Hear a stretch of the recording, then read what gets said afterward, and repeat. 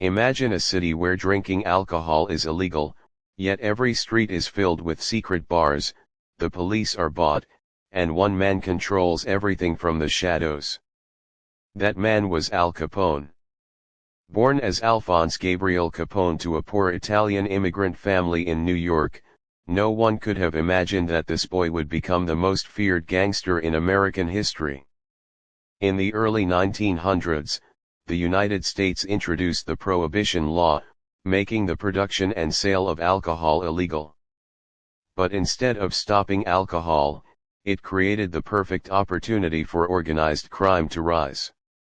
Al Capone joined street gangs at a very young age. He was aggressive, fearless, and violent. During a fight, his face was slashed with a knife, leaving permanent scars. From that day on, the world knew him as Scarface. New York soon became too small for his ambitions. Capone moved to Chicago, a city that was rapidly turning into the capital of crime. There, he worked under Johnny Torrio, a powerful crime boss who taught him that real power was not just about guns, but about money, influence, and control. When Torrio stepped back, Al Capone took over. During Prohibition, Capone built a massive illegal alcohol empire. Speakeasies, nightclubs, and underground bars across Chicago operated under his command. Every bottle sold meant more money flowing into his pockets. At his peak, Al Capone was earning nearly $100 million a year, an amount that would be worth billions today. But money alone was not enough. Anyone who challenged him was eliminated. Violence was his language, and fear was his weapon. In 1929, America witnessed one of the darkest moments in crime history, the St. Valentine's Day Massacre. Disguised as police officers, Capone's men lined up 7 members of a rival gang inside a garage and executed them with machine guns. Blood covered the floor, and the entire nation was shocked. After this massacre, Al Capone became a national symbol of terror. Newspapers printed his name daily.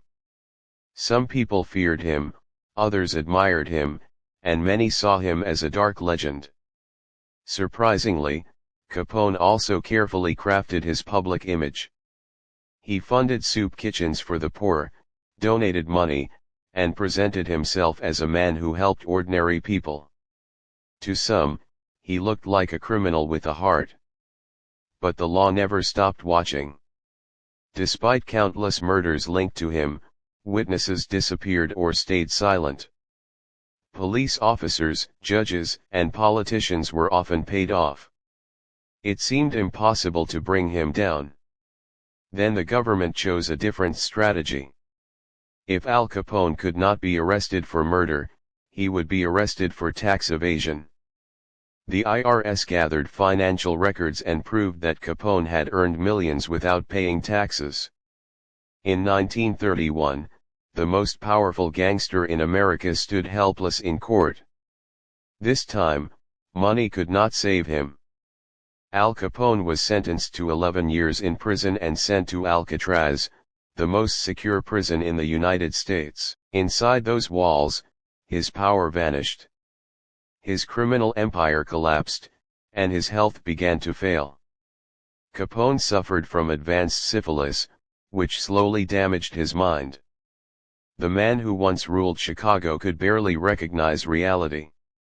Released from prison in 1939, he was no longer the feared king of the underworld.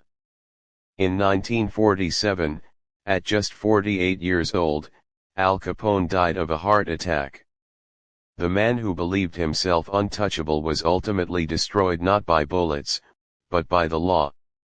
Al Capone's story is a reminder that no matter how powerful crime becomes, its end is always downfall.